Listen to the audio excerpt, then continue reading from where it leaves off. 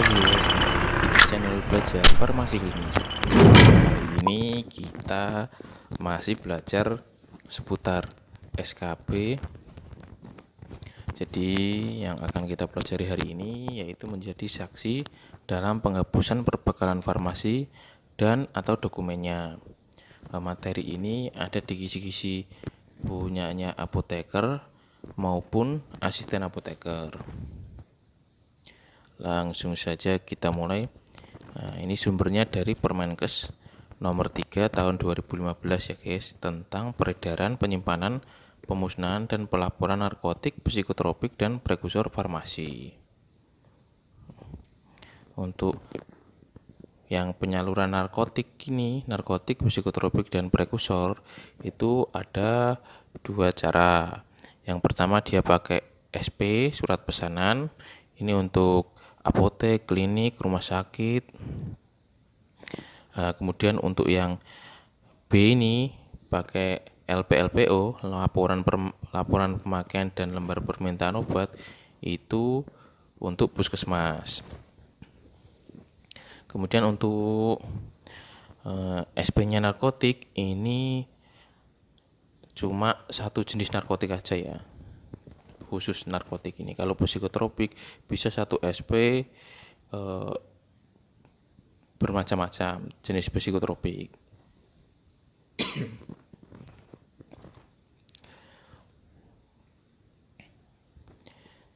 Untuk pengiriman narkotik, psikotropik dan prekursor ini dilakukan oleh industri farmasi, kemudian pedagang besar farmasi, kemudian atau instalasi farmasi pemerintah harus dilengkapi dengan ini 7 ya. Surat pesanan nanti kan kita dapat faktur atau surat pengantar barang ya, itu ada 7 poin yang masuk di dalam faktur tersebut, yaitu nomor 1 nama narkotik, psikotropik dan prekursor, kemudian bentuk sediaan, kemudian kekuatan, kemudian kemasan, kemudian jumlah, kemudian tanggal kadaluarsa dan nomor batch. Penyerahan narkotik atau psikotropik ini hanya dilakukan oleh apotek, puskesmas, instalasi farmasi rumah sakit, instalasi farmasi klinik, dan dokter. Kemudian, apotek sebagaimana dimaksud pada ayat 1 ini hanya dapat menyerahkan narkotik atau psikotropik kepada siapa? Apotek lainnya, misal ada yang nempel. Kemudian puskesmas, kemudian instalasi farmasi rumah sakit, instalasi klinik, dokter, dan pasien. Lanjut, ini tempat penyimpanan narkotik dan psikotropik dan prekursor ini di fasilitas produksi, fasilitas distribusi, fasilitas pelayanan kefarmasian itu harus mampu menjaga keamanan, khasiat, dan mutu narkotik, psikotropik, dan prekursor.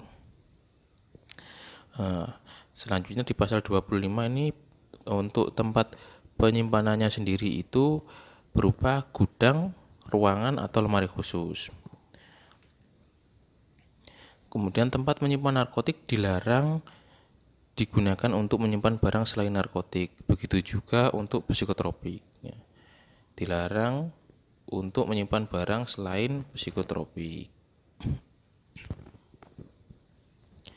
Untuk gudangnya khusus ini sebagaimana dimaksud harus memenuhi persyaratan. Persyaratannya itu ada 5, yaitu dinding dibuat dari tembok dan hanya mempunyai pintu dilengkapi dengan pintu jeruji besi dengan 2 buah kunci yang berbeda. Langit-langit terbuat dari tembok beton atau jeruji besi. Berarti ini kalau nggak dicor ya dipakai tralis. Kemudian jika terdapat jendela atau ventilasi harus dilengkapi dengan jeruji besi. Kemudian gudang tidak boleh dimasuki orang lain tanpa izin apoteker penanggung jawab, dan kunci gudang dikuasai oleh apoteker penanggung jawab dan pegawai lain yang Lanjut, untuk ruang khusus sebagaimana dimaksud pada pasal 25 ayat 1. Nah, syaratnya itu dinding dan langit-langit terbuat dari bahan yang kuat. Jika terdapat jendela atau ventilasi harus dilengkapi dengan jeruji besi, hampir sama ya. Oh, kelihatannya sama ini. Kita lanjut saja. Nah, ini lemari khusus. Biasanya untuk narkotik sendiri ini kan penyimpanannya di lemari khusus. Nah, ini adalah syarat-syaratnya. Yang pertama, terbuat dari bahan yang kuat. Jadi kayu, misal kayu. Kemudian dari besi. Kemudian tidak mudah dipindahkan dan mempunyai dua buah kunci yang berbeda. Harus diletakkan dalam ruang khusus di sudut gudang untuk instalasi farmasi pemerintah. Kemudian diletakkan di tempat yang aman tidak terlihat oleh umum untuk apotek, instalasi farmasi rumah sakit, puskesmas, instalasi farmasi klinik, dan lembaga pengetahuan. Dan kunci lemari khusus dikuasai oleh apoteker penanggung jawab atau apoteker yang ditunjuk dan pegawai lain yang dikuasakan. Jadi lemarinya itu satu ya. Pintunya itu rangkap dua, guys. Pintunya. Jadi kita buka pertama, ada kunci, kita buka kuncinya, kita buka, loh di dalamnya itu masih ada pintu. Begitu, guys. Rangkap dua. Untuk pemusnahan, nah ini kita mulai ke bab intinya ya, pemusnahan, penghapusan ya. Pemusnahan narkotik, psikotropik, dan prekursor farmasi hanya dilakukan dalam hal yang pertama itu produksinya tidak memenuhi standar, kemudian telah kadaluarsa, kemudian tidak memenuhi syarat untuk digunakan pada pelayanan kesehatan, kemudian dibatalkan izin edarnya, dan berhubungan dengan tindak pidana. Nah, pemusnahan narkotik, psikotropik, dan prekursor farmasi ini dilakukan dengan tahapan sebagai berikut. Ini tahapannya, guys. Penanggung jawab fasilitas produksi, fasilitas distribusi, fasilitas pelayanan kefarmasian, pimpinan lembaga, dokter praktek perseorangan, menyampaikan surat pemberitahuan dan permohonan saksi ya. Jadi kita menyampaikan surat pemberitahuan dan permohonan untuk saksi. Ya, siapa saja? Yang pertama itu Kementerian Kesehatan dan BPOM bagi instalasi farmasi pemerintah pusat. Kemudian Dinas Kesehatan Provinsi atau Balai Besar atau BPOM setempat bagi importir industri farmasi, PBF, lembaga ilmu pengetahuan, atau instalasi pemerintah provinsi. Berarti untuk PBF, untuk instalasi pemerintah provinsi, itu Dinas Kesehatan Provinsi atau BPOM ya, yang diberi surat pemberitahuan dan permohonan saksi. Kemudian untuk Dinas Kesehatan Kabupaten Kota dan atau Balai Besar atau BPOM setempat bagi ya ini apotek, instalasi farmasi rumah sakit, klinik, kemudian instalasi pemerintah kabupaten atau kota, dokter atau toko obat ini untuk surat pemberitahuan dan permohonan saksi ini ditujukan kepada ini Dinas Kesehatan Kabupaten Kota, Dinkes Kabupaten ya, atau BPOM begitu. Khusus untuk rumah sakit, instalasi farmasi, klinik, toko obat, dokter.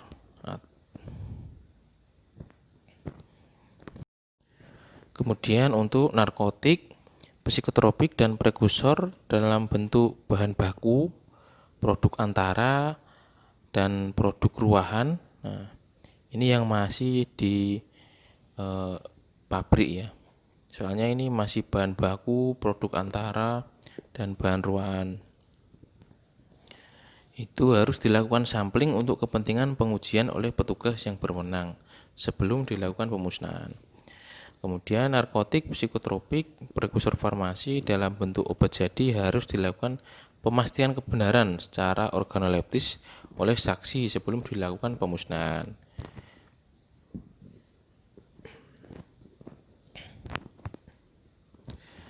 Kemudian, ini berita acara pemusnahan. Sebagaimana dimaksud pada ayat 1 paling sedikit memuat apa aja. Ada BAP-nya ya. Berita acara pemusnahan, benar. Harus memuat yang pertama hari, tanggal, bulan, tahun pemusnahan. Kemudian tempat pemusnahan. Kemudian nama penanggung jawab fasilitas ya. Kemudian nama petugas kesehatan yang menjadi saksi. Misal tadi dari Dinas Kesehatan Kabupaten. Kemudian nama dan jumlah narkotik, psikotropik, dan prekursor farmasi yang dimusnahkan. Kemudian yang terakhir cara pemusnahan. Dan tanda tangan penanggung jawab fasilitas produksi. Pokoknya fasilitas yang tadi sediaan narkotik, psikotropik, prekursor itu yang dimusnahkan tadi itu ada tanda tangannya. Tanda tangan dari penanggung jawab dan saksi ya guys. Ini berita acara pemusnahan sebagaimana dimaksud dibuat dalam perangkap 3. BAP-nya itu perangkap 3. Dan tembusannya disampaikan kepada Dirjen, Kepala Badan atau Kepala Balai POM. Dan yang ketiga itu untuk Arsipita.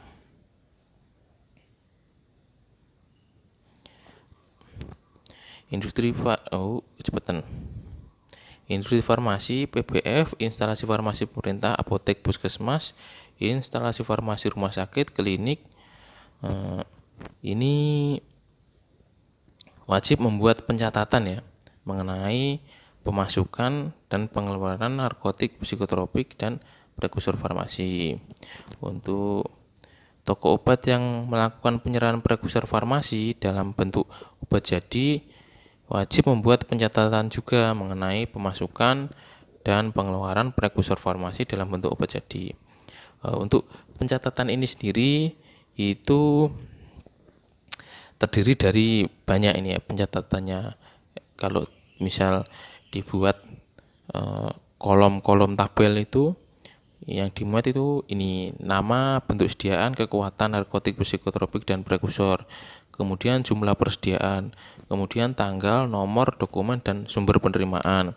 Kemudian jumlah yang diterima berapa, kemudian tanggal, nomor dokumen, tujuan penyaluran, kemudian jumlah yang disalurkan atau diserahkan itu berapa, kemudian nomor batch-nya atau kadaluarsa itu setiap penerimaan atau penyaluran atau penyerahan itu dicek, kemudian paraf atau identitas petugas yang ditunjuk. Untuk pencatatan dokumen penerimaan, dokumen penyaluran, dokumen penyerahan termasuk surat pesanan.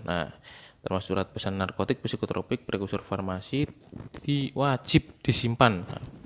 Wajib disimpan secara terpisah paling singkat 3 tahun. Paling singkat 3 tahun, guys.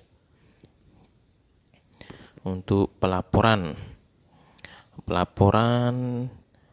ini ya seperti mirip-mirip kayak tadi, mirip kayak ini loh guys. Pencatatan ini mirip dengan pelaporan, sama malah kelihatannya. Setelah kita catat kita laporkan gitu guys. Kemudian pelaporan sebagaimana dimaksud pada ayat 6 ini paling sedikit terdiri atas paling sedikit ini tadi kan ada nomor batch-nya, ini enggak usah ini. Berarti nama, bentuk sediaan, kekuatan, kemudian jumlah persediaan awal dan akhir, kemudian jumlah yang diterima dan jumlah yang diserahkan. Oke guys, lanjut. Ini adalah file Permenkes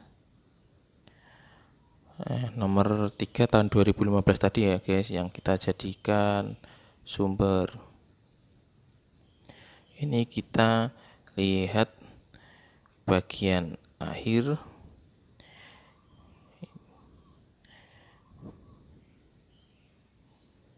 Nah, ini BAP-nya ya, formulirnya di formulir halaman paling akhir di file Permenkes nomor 3 tahun 2015. Nanti untuk file Permenkes ini bisa teman-teman download di link deskripsi video ini ya, biar mudah belajarnya. Untuk berita acara pemusnahan ini contohnya narkotika ya, ada nomor, diberi nomor, kemudian pada hari ini ya dijelaskan juga harinya, jadi detail sekali ya, mungkin sangat detail ini. Pada hari ini tanggal, bulan, tahun sesuai dengan Permenkes Republik Indonesia nomor 3 tahun 2015. Nah, jawabannya yang bertanda tangan di bawah ini. Nah, ini nama apoteker atau pimpinan. Ini maksudnya yang jadi penanggung jawab sarana ya. Kemudian juga ada nomor SIPA, kemudian nama sarana, alamat sarana, dengan disaksikan. Nah, ini saksinya guys. Saksinya ini dengan disaksikan oleh ada 3 saksi dari Kemenkes, kemudian dan yang kedua ini BPOM, kemudian yang ketiga ini saksi dari sarana yang bersangkutan, misalnya bisa TTK, ini bisa juga jadi saksi ya. Jadi penanggung jawab sarana, kemudian itu disaksikan 3 orang ya. 3 orang itu saksi dari Kemenkes, saksi dari BPOM, dan saksi dari sarana yang bersangkutan. Menyatakan dengan sesungguhnya bahwa pada pukul, jamnya ditulis, bertempat di, kami telah musnahkan sejumlah narkotik sebagaimana tersebut dalam lampiran. Pemusnahan ini kami lakukan dengan caranya bagaimana, misal untuk tablet kan digerus dulu, untuk sirup itu diencerkan dulu gitu ya. Berikut cara acara ini dibuat rangkap 4, dikirimkan kepada. Nah, ini juga bisa jadi soal ini guys. Ini dibuat rangkap berapa pemusnahan itu? Jawabannya rangkap 4. Kemudian untuk dikirimkan kepada siapa saja? Yang pertama, Kementerian Kesehatan RI. Kemudian yang kedua, Badan POM. Kemudian Dinas Kesehatan Provinsi. Kementerian Kesehatan, Badan POM, Dinas Provinsi, dan Pertinggal untuk arsip kita. Demikian acara ini kami buat dengan sesungguhnya agar dapat dipergunakan sebagaimana mestinya. Nah, ini kemudian saksi-saksinya itu tanda tangan lagi, saksi dari Kemenkes, saksi dari BPOM, dan saksi dari petugas sarana kita yang bersangkutan, misalnya TTK ya guys ya.